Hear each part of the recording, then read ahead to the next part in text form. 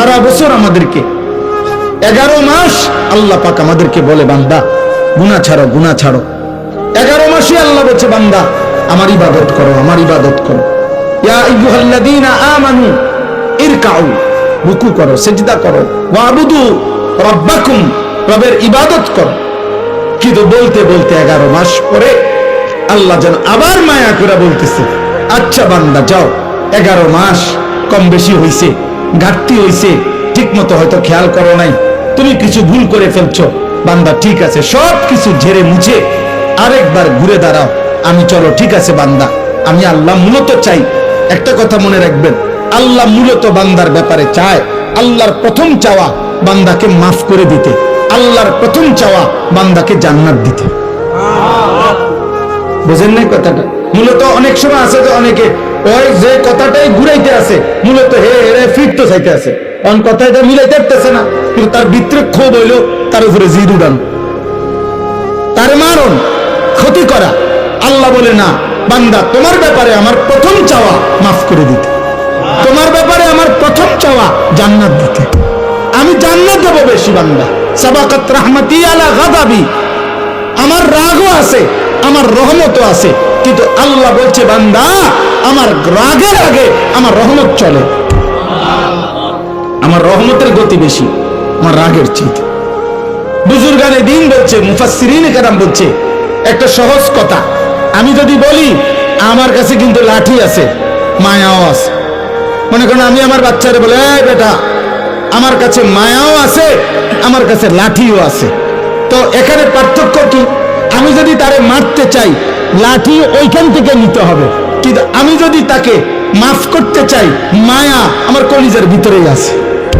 তো লাঠি নিয়ে মারা এটা দূরত্ব বেশি, কলিজার থেকে মায়া এটা তো কাছে বেশি। এই জন্য আল্লাহ চাইলে মাফ করতে, আবার আল্লাহ বলছে আমার কাছে আযাবও আছে, তবে আযাব তো লইতে হইব, তোই দিতে হইব। আর মাগফিরাত তো আমার সত্তা, আমার জাতের মধ্যেই আছে, আমি তো গফুর, আমি তো রহিম, আসলেই মাফ করে দেব আমি। চোখের পানি ফেললেই মাফ। সুবহানাল্লাহ, সুবহানাল্লাহ।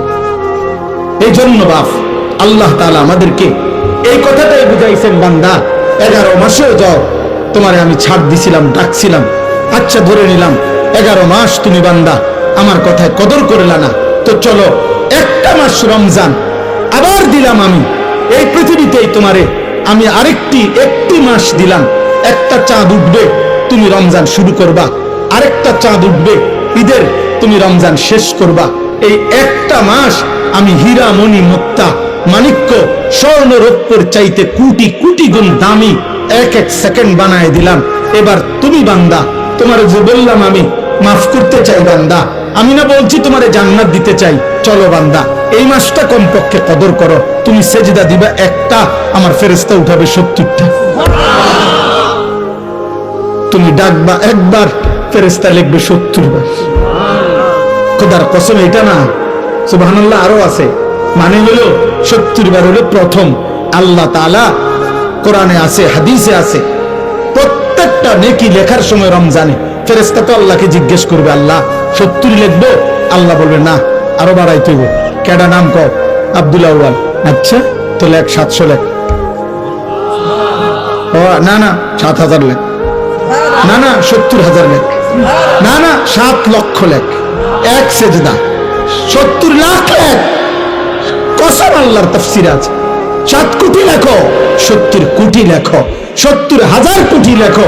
কখনো কখনো মহান আল্লাহ পাক তার দয়ার সাগরে যখন উথলে উঠে, আল্লাহ বলে ফেরেশতা তুমি লেখো না, আমি নিজ হাতে লিখবো।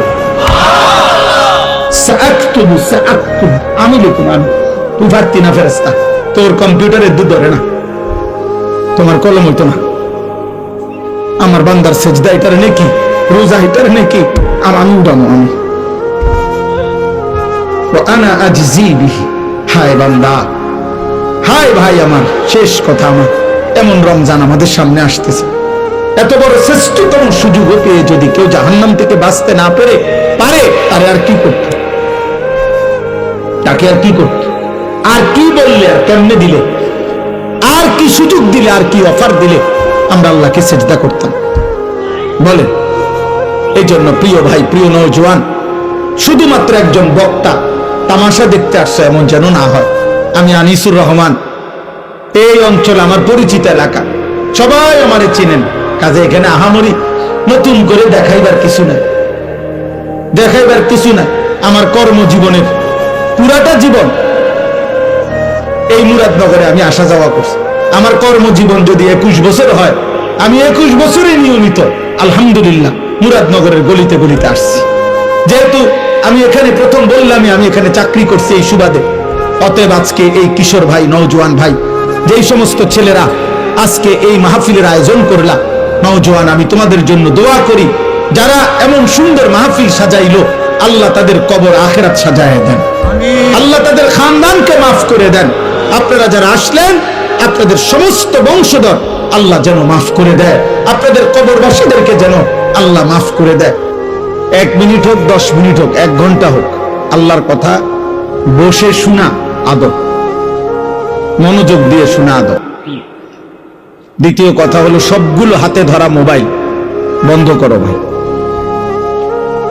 আমি তোমার কাছে অনুরোধ করলাম, আদেশ করলাম, ছেলেরা, আমি এরপরে ধমক দেব, হাতে মোবাইল ধরে ভিডিও রেকর্ড করা যাবে না। এই ছেলে, একটা আহম্মক, মাথা নোয়াও কেন? আবার হাসে দাও কুফুর মতো। একজনও না। এই 40-50 মিনিট সময় আল্লাহর কথা আমাদের দিকে তাকায় আসো, বরকত হবে।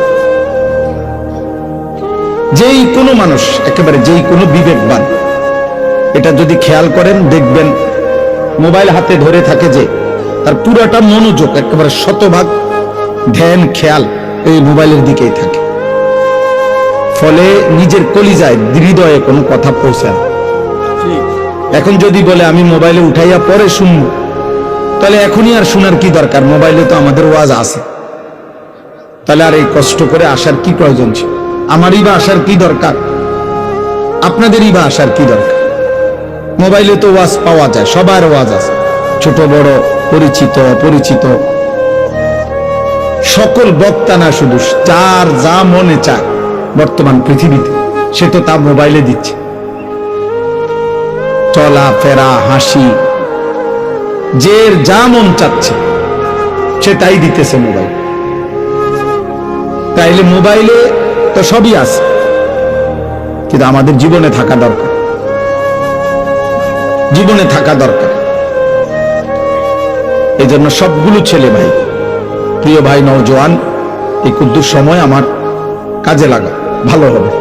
আলাদা আলাদা শোনো, কেউ কাউরে কোন রকম একজন আরেকজনের দিকে তাকায়ও না, তুমি আমার দিকে তাকাও, আল্লাহ বরকত দেবে। আল্লাহর কথা দিল দিয়ে শুনতে হয়, মনোযোগ দিয়ে শুনতে হয়, নাই তো ফায়দা হয় না। একটি মাহফিল কোনোভাবেই এটা প্রদর্শনী না, লৌকিকতা না, এবং মাহফিল করানো এটা কোনো আশ্চর্যের কিছুও না। আমরা একটা মাহফিল করাইছি, প্রতিদিন মাহফিল হচ্ছে, হাজার হাজার মাহফিল সারা বাংলাদেশে, বিশেষ করে শীত মৌসুমে 3-4 মাস লক্ষ লক্ষ মাহফিল সারা বাংলাদেশে। সেটা আমার বিষয় না, আমি বলছি এখন এটা ইন্তেজামওয়ালাদেরকে বলে। মাহফিলের মাইক ঠিক করা আমার দায়িত্ব ছিল না, আমার দায়িত্ব ছিল আসা। আমি আসছি, এটা আমি প্রথমেই বলছি, এটা যে মাইক ডিস্টার্ব, আমি তো প্রথমেই বললাম, এই জন্য বললাম। তো আমার কথা এটাই। এই ছেলে, এই ভাই, এই দাড়িওয়ালা ছেলে, ফাজলামি করো নাকি ভাই? দোস্ত, তুমি পাল্লা না লাগবে, চলে যাও ভাই, চলে গেলে ভালো। আব্বা উঠে চলে যাও, হাইসো না, তুমি চলে গেলে ভালো হয় বাবা। দয়া করে ফাজলামি করো না, মস্কারি করা ঠিক না।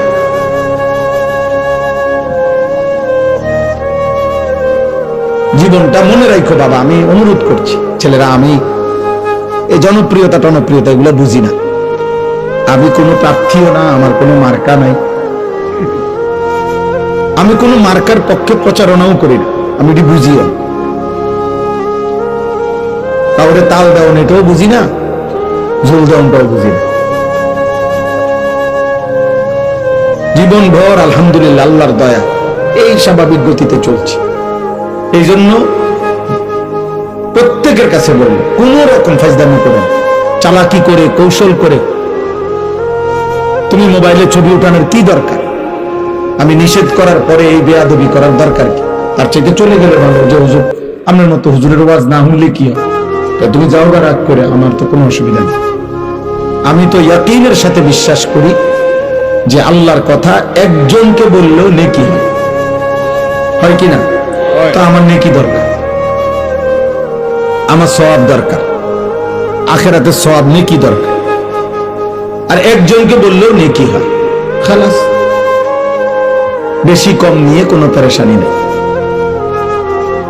আল্লাহ তাআলা আমাদেরকে বুঝার তৌফিক দান করে। প্রত্যেকটা ছেলেকে বলি, দোস্ত এতটুকু বুঝ আল্লাহর নেয়ামত, যে নিজের আত্ম উপলব্ধি, অর্থাৎ আমি কমপক্ষে একজন সুস্থ স্বাভাবিক মানুষের পরিচয়, যে সে তার উপলব্ধি আছে এতটুকু যে আমি আসলে কে, আমি কোত্থেকে আসলাম, কে আমাকে পাঠাইলেন, কেন পাঠাইলেন, যিনি পাঠাইলেন তিনি যা চাচ্ছেন আমি তা করছি কিনা, আমি যা করছি তিনি তা চাচ্ছেন কিনা।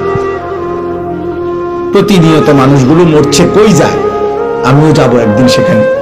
সেখানে আমাকে কিছু জিজ্ঞেস করবে কিনা, আমাকে আমার জীবনের এই ছবি না চাইলো। এই চূড়ান্ত সত্য থেকে তুমি পাশ কাটার কোনো সুরত নেই। সেজদা দিতে দিতে আব্দুল কাদের জিলানিও যদি হও তবুও মরতে হবে, নাফরমানি করতে করতে যদি ফেরাউন নমরুদ হও তবুও মরতে হবে। যেতে তোমাকে হবেই, আল্লাহর কাছে যেতেই হবে। মালাকুল মউত আজরাইলের কাছে জান কবজ হবেই। সুম্মা ইলা রাব্বিকুম তুরজাউন, অতঃপর তোমাদের সকলকে মৃত্যুর মাধ্যমে আল্লাহর কাছেই, তোমাদের রবের কাছেই ফিরতে হবে। তাহলে আল্লাহ তাআলা বলেন, বান্দা বুঝো আর না বুঝো এই চূড়ান্ত সত্য আমি আল্লাহ থেকেই শুনে নাও। এবার তুমি পাত্তা দাও আর না দাও এটা কোনো বিষয় না, বাকি আমি আল্লাহ বললাম, আমি জানিয়ে দিলাম। কুল ইন্নাল মাউতাল্লাযী তাফিররুনা মিনহু ফাইন্নাহু মুলাকীকুম। আল্লাহ বলছে, হে বন্ধু আপনি বলে দেন, মৃত্যু থেকে তোমরা যেখানেই পলায়ন করো না কেন, মৃত্যুই তোমাদের সাথে মোলাকাত করবে। সুম্মা তুরাদ্দুনা ইলা আলিমিল গায়বি ওয়াশ শাহাদা, অতঃপর তোমাদের সকলকে মৃত্যুর মাধ্যমে প্রকাশ্য এবং গোপন যাবতীয় বিষয় যিনি পূর্ণ জানেন সেই মহান সত্তা আল্লাহর কাছেই ফেরত নেওয়া হবে। ফায়ুনাব্বিউকুম বিমা কুনতুম তা'মালুন, অতঃপর তিনি তোমাদেরকে তোমাদের সারা জীবনের যাবতীয় কর্মকাণ্ড কি করেছো তিনিই জানাবেন। সহজ বাংলা, সহজ কোরআনের আয়াত, কোনো ব্যাখ্যা বিশ্লেষণের প্রয়োজন নেই, কোনো দল মত আলাদা বিচ্ছিন্ন কোনো মতামত বলে এই তরিকার এই মত, এই তরিকার এই মত না, এটা সাফ সাফ কথা, একদম বাংলা কথা। এটা আল্লাহ তাআলা বলেন, কুল্লু নাফসিন যায়িকাতুল মাউত, প্রত্যেককেই মৃত্যুর স্বাদ গ্রহণ করতে হবে।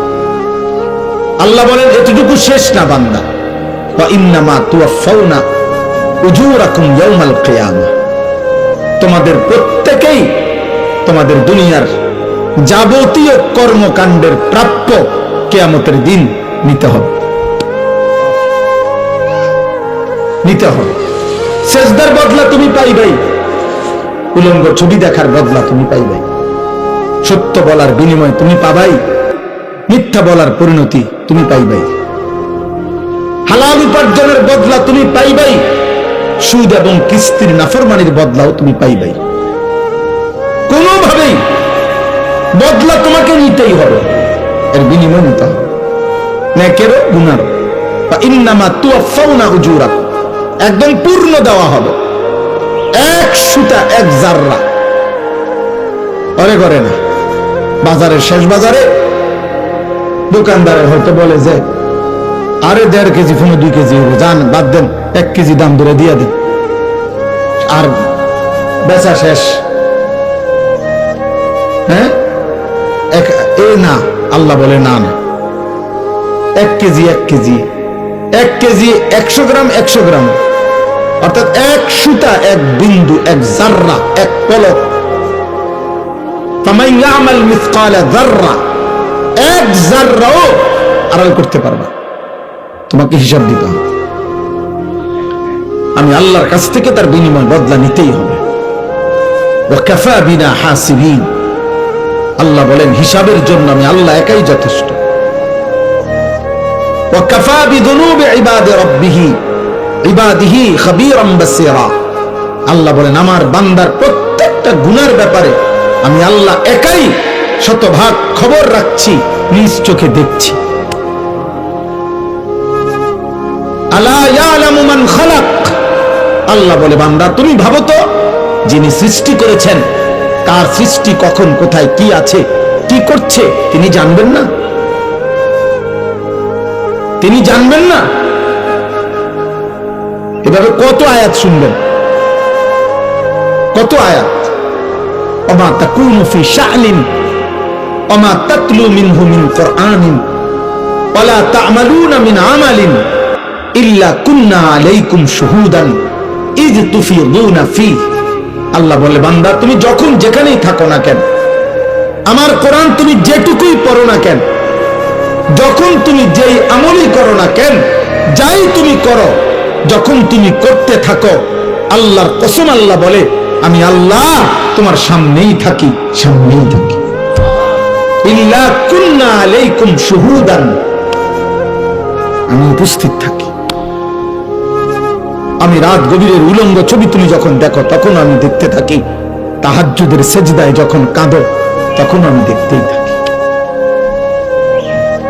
নবী সাল্লাল্লাহু আলাইহি সাল্লামকে আল্লাহ বলছে, নবীজিকে বলছে আল্লাযী ইয়ারাকা হিনা তাকুম, বন্ধু আপনি যখন নামাজে দাঁড়ান আমি আল্লাহ আপনার দিকে তাকিয়েই থাকি। ওয়া তাকাল্লুবাকা ফিস সাজিদিন, আপনি যখন আমার বান্দাদের সাথে রুকু সেজদা করেন, মানে জামাতে নামাজ পড়েন, আমি প্রত্যেক মুহূর্তে রুকুতে, সেজদাতে, আত্তাহিয়াতুতে, দুরূদ শরীফে, দাঁড়ানোতে আমি প্রতি সেকেন্ড মুহূর্তে আপনার দিকে তাকিয়েই থাকি। আপনার প্রতিটা নড়াচড়া আমি দেখতে থাকি। ইমানদারের প্রত্যেক নড়াচড়া আল্লাহ দেখেন, নাফরমানের প্রত্যেক নড়াচড়াও কে দেখেন? হাসিটাও আল্লাহ দেয়, কান্নাটাও আল্লাহ দেয়, রাত্রিটাও আল্লাহ দেন, আলোটাও আল্লাহ দেন। ওয়া আন্নাহু হুয়া আদহাকা ওয়া আবকা, আল্লাহ তাআলা বলেন তিনি হাসান, তিনি কাঁদান। মুখের হাসি আল্লাহর দান, চোখের কান্না আল্লাহর দান। আল্লাহ বলে দুই চোখের ঘুম আমার দেওয়া, ঘুম থেকে জাগিয়ে দেওয়া আমার দেওয়া। প্রত্যেকবারের ঘুম আল্লাহ বলছে বান্দা, ঘুম মানে কি? 10 মিনিট ধরে শুয়ে আছে, ঘুম আসতেছে না, মানে কি? লোকটা চোখ তো বন্ধ করে রাখছে, খাট তো শুয়েই আছে, লাইট তো নিবানোই আছে, কম্বল তো গায়ে আছে, বালিশ তো মাথাতে আছে, সব ঠিক আছে, কিন্তু ঘুম আসতেছে না কেন? আর ঘুম আসবে কি তা মানে ঘুমটা কি কি আসে এটা? আল্লাহ কোরআনে বলছে ঘুম আসছে মানে আমি আল্লাহ তোমার দেহ থেকে তোমার রুহটাকে এই ঘুমের মুহূর্তে আমি আলাদা করে নেই, এটাই ঘুম। খোদার কসম, এটা কোরআন শরীফের আয়াত, সূরা জুমারের মধ্যে আছে 24 পারায়। আল্লাহু ইয়াতাওয়াফাল আনফুসা হিনা মাউতিহা ওয়াল্লাতী লাম তামুত ফি মানামিহা। আল্লাহ তাআলা বলে প্রত্যেকবারে ঘুমের সময় বান্দা তোমার দেহ কিন্তু তোমার রূহ আলাদা থাকে, আমি সরায় নেই, এটাই তখন ঘুম। আবার আমি চাইলে ফেরত দেই, না চাইলে রেখে দেই। ফায়ুমসিকুল্লাতী কাদা আলাইহাল মাউত ওয়া ইউরসিলুল উখরা ইলা আজালিন মুসাম্মা। কিন্তু মনে রেখো বান্দা, যতবারই ফেরত দেই একটি নির্দিষ্ট সময়ের জন্য ফেরত দেই, একদিন আমি সত্যি সত্যি মালাকুল মউত দিয়ে এই রূহটা আনবো আর ফেরত দেব। তোমার মা চিল্লাইবে, বাপ চিল্লাবে, হয়তো তোমার সন্তানরা চিল্লাবে, হয়তো পুরা গ্রাম তোমার জন্য চোখের পানি ফেলবে, আমি আর রূহ ফেরত দেব, আমি আর ফেরত দেব না বান্দা। আহা, এই জন্য নওজোয়ান তুমি কোনোভাবেই বুঝতেছ না, তোমরা অনেক ছেলে নিজেকে ভুলে গেছো। আরে আব্বা দুনিয়ার কথা তো মনেই নাই, ইসলামের কি অবস্থা, মুসলমানদের কি অবস্থা। আমার নবী সাল্লাল্লাহু আলাইহি সাল্লামের 23 বছরে তোমার জন্য কোনো দায়িত্ব দিয়ে গেছিলেন কিনা? তুমি তো জিজ্ঞাসাও করলে না। 16 বছর, 18 বছর, 25 বছর, 24 বছর, এমন সুন্দর বয়সে একটাবার জানতেও তো চাইলা না যে হুজুর নবীজি আমার জন্য কোনো দায়িত্ব দিছেন কিনা, ইসলাম আমার কাছে কিছু চায় কিনা, আমার আল্লাহ যে আমার সৃষ্টি করছেন তিনি আমার কাছে কিছু চান কিনা। তুমি তোমার মতোই আছো বুঝুন। নারী, ছবি, মোবাইল, অশ্লীল দৃশ্য, যেখানে মন চায় সেখানেই পেশাব করতেছ। যখন যার মতো চুল রাখতে মন চাচ্ছে চুল রাখতেছ। এটা কি মুসলমানের চুল, না কাফেরের, না ইহুদির, না বেঈমানের, না জানোয়ারের, না মানুষের, না আফ্রিকার জঙ্গলের কোন প্রাণীর? খবরও নেই। কে তোমার মা, কে তোমার বাবা, কে তোমার সৃষ্টিকর্তা, কে তোমার নবী? এমন আত্মভোলা, আপন ভোলা, নিজেকে ভুলে যাওয়া, এটা কাপুরুষ বুঝতিল। এটা মানুষরূপী জানোয়ারের পরিচয় হইতে পারে, মানুষের পরিচয় মনে রাখো। একজনই মনে রাখো, একজন। আমি এক ফেরিওয়ালা যে মনে করি একজনও যদি শুনে আমার কোনো আফসোস নেই। আমি তো আগেই বলছি, ব্যাপক জনসমর্থন দিয়ে আমার 2 পয়সারও কোনো দরকার না। আমি করবো কি? আমি তো ভোটে দাঁড়াইছি না, আমি ভোটে দাঁড়াবার ইচ্ছাও নাই, এখন আর সুযোগও নাই। অতএব জনপ্রিয়তা কিছু নেই। আলহামদুলিল্লাহ, মালিকের দয়ায় কমপক্ষে প্রায় 21 বছরের কাছাকাছি হবে এই কম বেশি ওয়াজের বয়স। সোনাকান্দা দরবারে যখন ছিলাম, সোনাকান্দা দারুল হুদা কামিল মাদ্রাসায় শিক্ষকতা করতাম, সেই 2004 সাল থেকে। জীবনের প্রথম চাকরি ছিল এখানে, জীবনের প্রথম খেদমত এটা। 11 বছর টানা আমি ছিলাম সেখানে, আলহামদুলিল্লাহ। আমার মনে আছে, আমার জন্য যিনি মরহুম পীর সাহেব হযরত মাওলানা আবু বকর মোহাম্মদ শামসুল হুদা রাহমাতুল্লাহ আলাইহি, তিনি হাত তুলে দোয়া করছিলেন ইন্টারভিউ নিয়ে। ইন্টারভিউ নেওয়ার পরে অনেকক্ষণ হাত তুলে দোয়া করছিল আমার জন্য।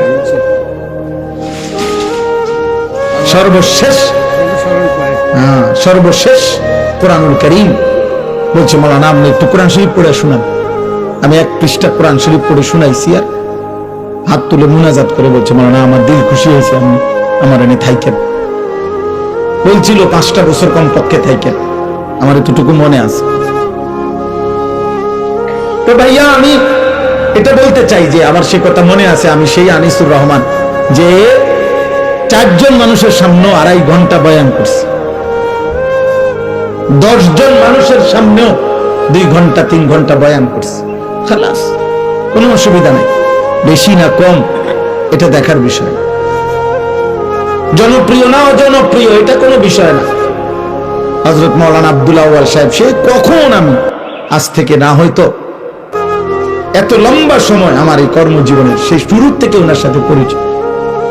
আল্লাহ তাআলা ওনাকে হায়াতে তৈয়বা আফিয়া দান করেন।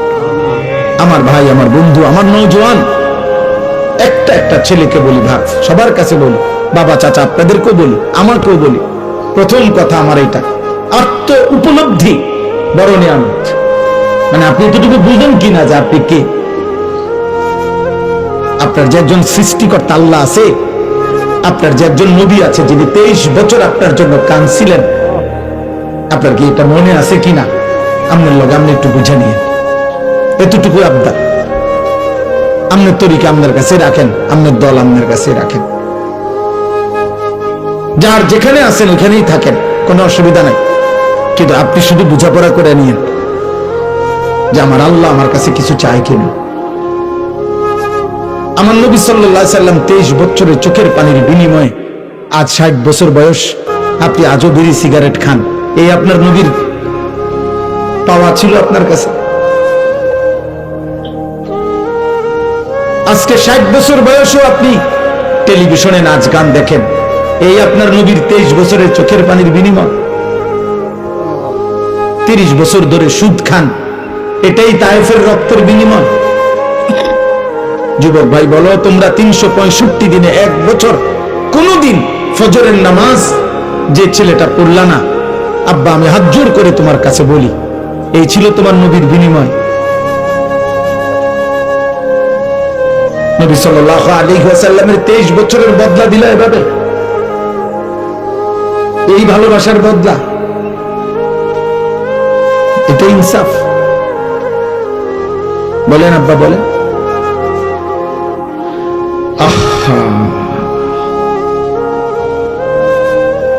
হায় মালিক। নবীজি সাল্লাল্লাহু আলাইহি ওয়াসাল্লাম, আমরা উর্দু কিতাবে পড়ছি, অসংখ্য উম্মতের আমলনামা দেখে কিয়ামতের দিন নবীজি কাঁদবে। আরে ভাইয়া, সুপারিশটা এমনি এমনি করবে না, সুপারিশের তো নিয়ম কানুন আছে। আল্লাহ নবী সাল্লাল্লাহু আলাইহি ওয়াসাল্লাম সুপারিশ করবে তো তার জন্য কোনো ফাইল জমা দিতে হবে না? কথা বলে না? আপনার আমলনামা এটা দিতে হবে না? তো এটা উনি দেখবে না? কোনো কথা নাই, বার্তি নাই, কোনো কাগজ কলম নাই, কোনো দেখাশোনা নাই, এমনি আপনার জান্নাতে ঢুকাই দিব। হ্যাঁ, ওটা মামুর বাড়ি মনে করছে।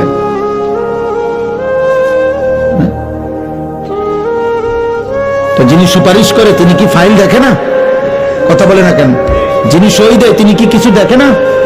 যিনি বলে কারো কাছে সুপারিশ, তিনি কি আগে ঘটনা শুনে না? তো তো নবী সাল্লাল্লাহু আলাইহি ওয়াসাল্লাম শুনবে না? কোরআনুল কারীমের মধ্যে আছে, ফাকাইফা ইযা জিনা মিন কুল্লি উম্মাতিন বিশাহীদ। আল্লাহ তাআলা ওয়া জিনা বিকা আলা হাউলা'i শাহীদা। আল্লাহ তাআলা বলেন, প্রত্যেক নবীকে বন্ধু তার উম্মতের সামনে দাঁড়িয়েই আমি আল্লাহ ওই নবীকে সামনে রেখে ওই নবীর উম্মতের আমলনামা আমি আল্লাহ খুলবো ফেরেশতার মাধ্যমে, নবীকে সামনে রাখবে এবং আপনাকে ওয়াজিনা বিকা, আপনাকেও সামনে রাখবে। আল্লাহর কসম, হাদিসে আছে এই আয়াত। হযরত আব্দুল্লাহ ইবনে মাসউদ বলেন, নবীজির সামনে আমি যখন এই আয়াত পড়ছি, নবী তখন অঝরে ফাইজা আইনাহু তাজরিফান, নবীর দুই চোখ দিয়ে তখন অঝরে পানি ঝরছিল, নবী কাঁদতেছিলেন। আর হযরত আব্দুল্লাহ ইবনে মাসউদ বলেন, এই আয়াত পড়ার পরে নবীজি আমারে বলছে, হাসবুকাল আন ইবনে মাসউদ, আর পড়ো না, থামো, এখন থামো, সামনের আয়াত পড়ো না। তিনি বলেন, আমি দেখছিলাম তখন নবী কাঁদতেছিলেন। মুহাদ্দিসিনে কেরাম বলে, কেন কাঁদতেছিলেন? নবী তখন ভাবতেছিলেন, হায়, আমার সামনে আমার উম্মতের আমলনামা খুললে যদি দেখি আমার উম্মত নাফরমানি ভরে আছে, যদি দেখি চুরি, ডাকাতি, জিনা, ব্যভিচার, মদ, সুদ, কিস্তি, সেজদা নাই, নামাজ নাই, বন্দিগি নাই, আমি তখন আমার মালিকের সামনে কেমনে বলবো, সুপারিশ করবো? আমার উম্মত যদি আমার বেইজ্জতি করে, আমার উম্মত যদি আমার অপমানিত করে, আল্লাহর কসম আব্বা, নবী সেদিন কাঁদছিলেন। তোমরা বলো বাবা, প্রিয় ভাই, প্রিয় সন্তান, প্রিয় বাবা, বলেন, যে যে অবস্থায় আছেন, এইভাবে নবী সাল্লাল্লাহু আলাইহি সাল্লামের সামনে দাঁড়াইলে এবং আপনার আমার প্রত্যেকের জিন্দেগির পেশ করিলে সুপারিশের উপযুক্ত হবেন তো? ইয়া রাসূলুল্লাহ, আমি সেই উম্মত, মৃত্যু পর্যন্ত যে বিড়ি খাইতাম, আপনার সামনে আসছি। ইয়া রাসূলুল্লাহ, আমি সেই উম্মত, আপনার মৃত্যু পর্যন্ত যার ঘরে আমি মৃত্যুর সময় রঙিন টেলিভিশন রাইখা কবরে আসছি। আমি নাটক, সিনেমা, নর্তকী, ছবি আমার বিবি বাচ্চা দেখতো, আমি এটা রাইখাই এই অবস্থায় আমি কবরে আসছি, আপনি সুপারিশ করেন। ইয়া রাসূলুল্লাহ, আমি সেই উম্মত, আমার ঘরে 6 জন মানুষ রাত্রে ঘুমাইতো, একজনও ফজরের নামাজ পড়তো না, আমি সেই উম্মত। বলেন, একটা ছেলে বল, আব্বা 10 বছরে 5 বছরে কোনোদিন মনে পড়লো না তোমার নবী কেমনে চুল রাখতেন? এই যে বেঈমানদের মতো চুল রাখছো, কারে জিজ্ঞাসা করে? তোমার আব্বা নাই, তোমারে বলার কেউ ছিল না কোনদিন? আফসোস, আমার খুব মায়া লাগে ওই ছেলেদের জন্য। মনে হয়, আহারে, এদের মনে কোনো অভিভাবক নাই, এদের কপালে একজন অভিভাবক জোটে নাই যে তাকে বলবে যে বাপ তুই এটা কি চুল রাখছো, মুসলমানের চুল না মুশরিকের চুল। 365 দিনে যে কোনোদিন ফজরের নামাজ পড়ে না, আল্লাহর কসম আমার বড় মায়া হয়, আহারে, তার জন্য মনে কাঁদার কেউ নাই। এই ছেলেটার জন্য একটা মানুষ হয়তো জোটে নাই যে তাকে বলবে, কিরে আব্বা, তুই মুসলমানের ঘরে জন্ম নিয়ে একদিনও ফজরের নামাজ পড়বি না।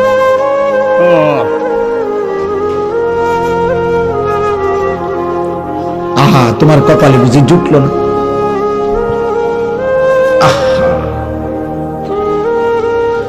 আফসুস বাপ, দুনিয়া ভোগ করা, ভাত মাছ চাল ডাল, নারী ছবি, জিনা ব্যভিচার, লজ্জাস্থানের চাহিদা, পেটের চাহিদা পূরণ, এইটুকু তো জানোয়ারেরও পূরণ।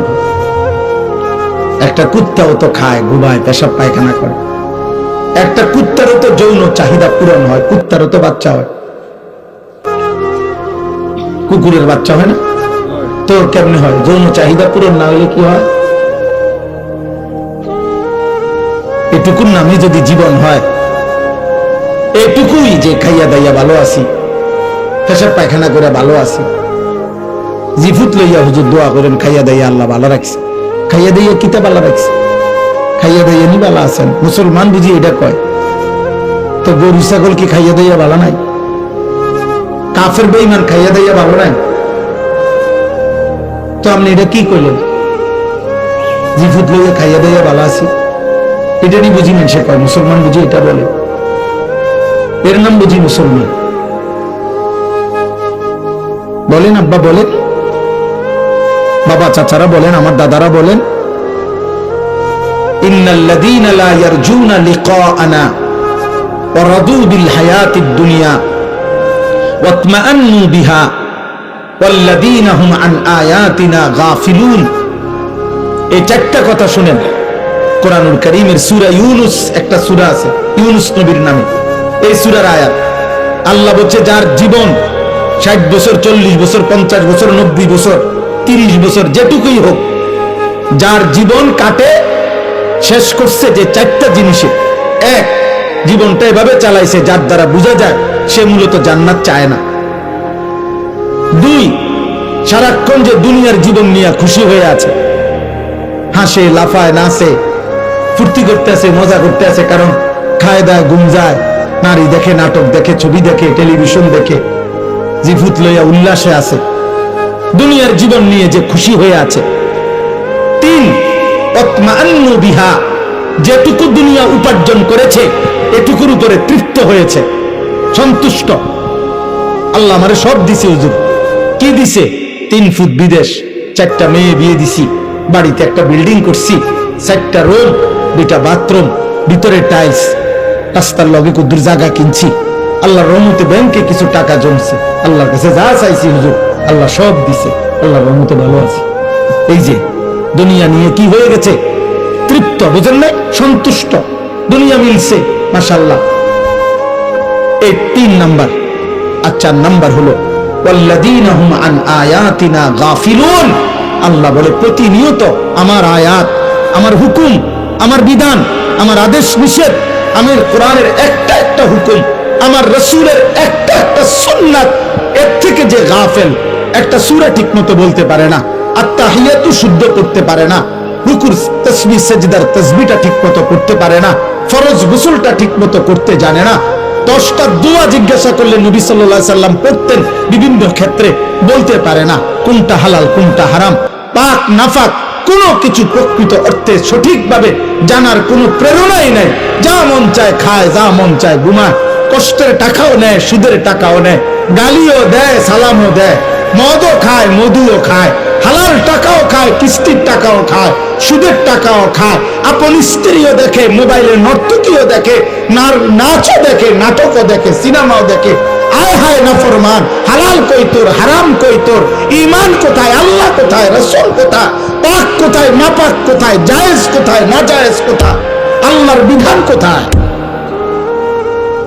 আল্লাহ তাআলা খোদার কসম, আল্লাহ বলছে, এমন জীবন যার এই 4টি জিনিস জান্নাতের আশা করে না, দুনিয়া পেয়ে খুশি হয়ে আছে, যেটুকু দুনিয়া উপার্জন করেছে এতটুকুতে সন্তুষ্ট হয়েছে, আর আমি আল্লাহর বিধানের ব্যাপারে গাফেল, অমনোযোগী, খামখেয়ালি, উলাইকা মাওয়াহুমুন নার বিমা কানু ইয়াকসিবুন।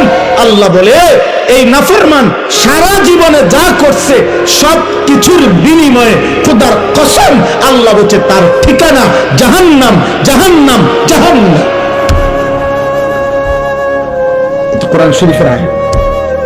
এই জন্য জোয়ান ভাই তোদেরকেও বলি, বয়স্ক বাবা আপনাকেও বলি, আমি হুজুর আমারও বলি, হিসাব মিলান, আরেকবার হিসাব মিলান।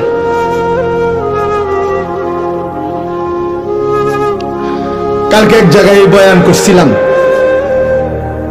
বয়ানের সময় একজন বড় প্রার্থী উনি আসছিলেন বক্তব্য দেওয়ার জন্য। উনি বয়ানের পরে এ কথাটাই আমি বলছিলাম যে 12 তারিখের লগে হিসাব মিলাইয়েন না, আখিরাতের লগে হিসাব মিলান। 12 তারিখ নির্বাচন হবে ঠিক আছে, 12 তারিখের পরেও আরো নির্বাচন হবে। 12 তারিখ কোন ইসরাফিল ফুন্ডিত না, কথা বুঝেন না? 12 তারিখ পৃথিবীর শেষ নির্বাচন, তাইলে 12 তারিখ সে সফল হবে, 12 তারিখ কে ব্যর্থ হবে, 12 তারিখ শেষ হাসিটা